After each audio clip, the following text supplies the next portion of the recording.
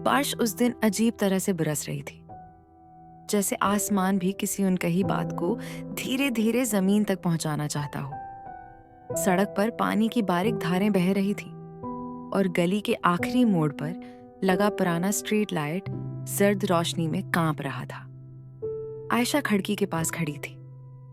उसके हाथ में मोबाइल था, मगर स्क्रीन बंद। वो किसी पैगाम का इंतजार नहीं कर रही थी, वो बस एक आवाज का इंतजार कर रही थी। वो आवाज जो कभी उसकी दुनिया हुआ करती थी। आयशा की जिंदगी हमेशा सादा रही थी। कम बोलना, ज्यादा महसूस करना उसकी आदत थी। दफ्तर से घर, घर से दफ्तर और इन दोनों के बीच यादों का एक लंबा रास्ता। वो एक इशाअती इदारे में काम करती थी जहां लफ्जों को संवारा जाता था, मगर उसके अपने लफ्ज बिखरे हुए थे।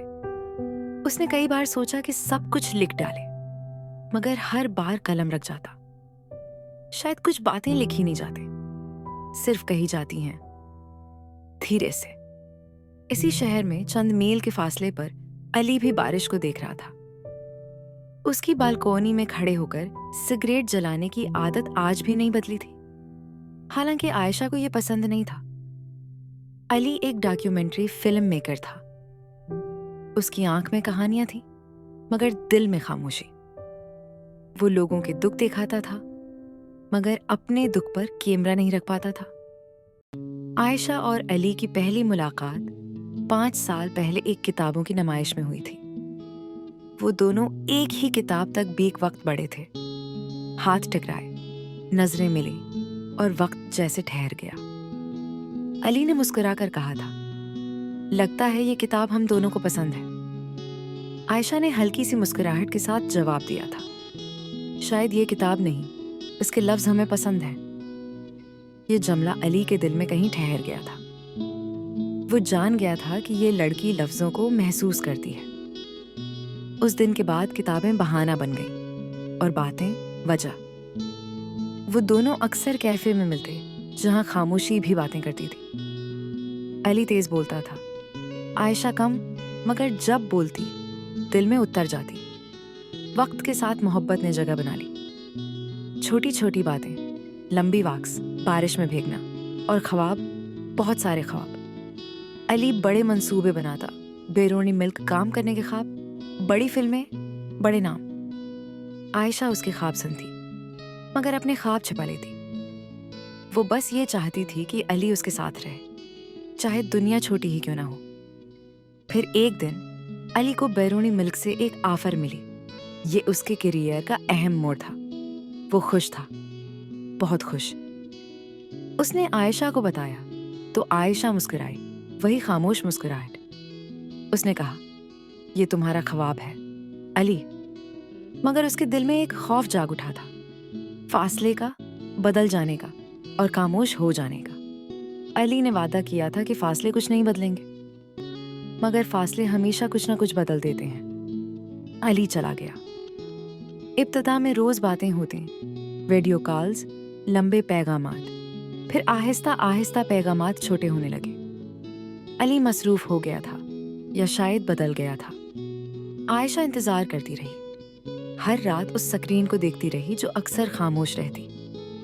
एक रात आयशा ने हिम्मत करके अली को कॉल की। अली ने फोन उठाया, मगर उसकी आवाज में थकन थी। आयशा, मैं बाद में बात करूं? आयशा ने कहा, ठीक है।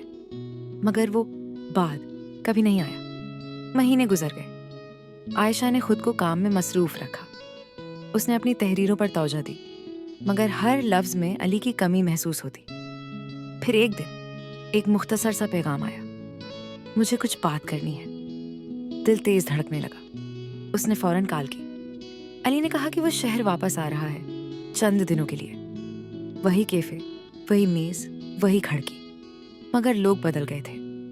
अली के चेहरे पर कामयाबी की थिकन थी और आयशा की आंखों में सवाल। काफी ठंडी हो चुकी थी, मगर बात गर्म थी। अली ने नजरें झुकाकर कहा, आयशा, मैं बदल गया हूं। ये जिंदगी, ये काम, मैं अब वो नहीं रहा। आयशा खामोश रही। वो चीख सकती थी, रो सकती थी, मगर उसने सिर्फ सुना। अली ने आगे कहा, मैं तुम्हें तकलीफ नहीं देना चाहता, मगर सच कहना जरूरी है। कुछ लम्हों की खामोशी के बाद उसने धीरे से कहा, हमें अलग हो जाना चाहिए। वो अल्फाज जोर से नहीं कहे गए थे, मगर आयशा के दिल में गूंज बनकर उतरे। उसने सर हिलाया, जैसे वो पहले ही ये सुन चुकी हो। उसने बस इतना कहा, शुक्रिया सच कहने के लिए। अली हैरान था। वो किसी रद्द-ए-अमल की तौक़ा कर रहा था। आंसू, सवाल, इल्जाम, मगर आयशा ने उसे आज़ाद कर दिया था। शायद मोहब्बत का आखिरी तहफ़ा यही होता है। अली चला गया। बारिश फिर शुरू हो गई। आयशा उसी खिड़की के पास खड़ी थी जहां से ये कहानी शुरू हुई थी। फर्क सिर्फ ये था कि अब उसके दिल में शोर नहीं था, बस एक गहरी प्रस्कून खामोशी। कुछ माह बाद आयशा की किताब शाये हुई। उसका उन्वान था, उसने धीरे से कहा, ये मोहब्बत, जुदाई और कबूलियत की कहानी थी। लॉन्च इवेंट में बहुत लोग आए, मगर आयशा की नजरें किसी एक को तलाश नहीं कर रही थी। इवेंट के बाद एक नामालूम नंबर से पैगाम आया, मैंने किताब पढ़ ली, कुछ बातें वाकई धीरे से ही कही जाती हैं। खुश रहो, अली। आयशा ने मुस्कुराकर फोन बंद कर दिया। उसने जवाब नहीं दिया।